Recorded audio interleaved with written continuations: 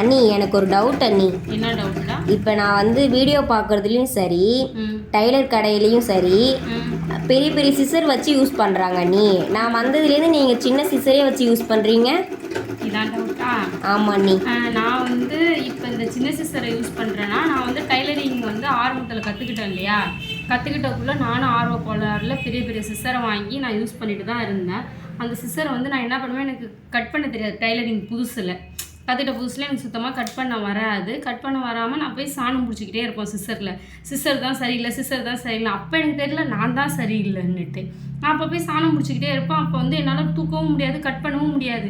எனக்கு வந்து இந்த சிசர் வந்து அப்போ கம்ஃபர்டபுளாக இருந்துச்சு, எல்லா ஷேப்லேயும் வெட்டுறதுக்கு, போகிறதுக்கு, வரதுக்கு.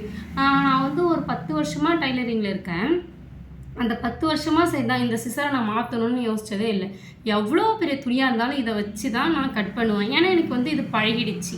பழகினதால இது வந்து எனக்கு கூட வந்து ஒரு இப்போ என் தையல் மிஷின் பழைய மிஷின் இருக்கு இல்லையா, அதை விட்டு என்னால் போக முடியல இல்லையா, அதேமாதிரி என்னால் இந்த சிசரை விட்டும் போக முடியல. இதுதான் ரீசன். அப்படியா நீ? சரிங்க அண்ணி.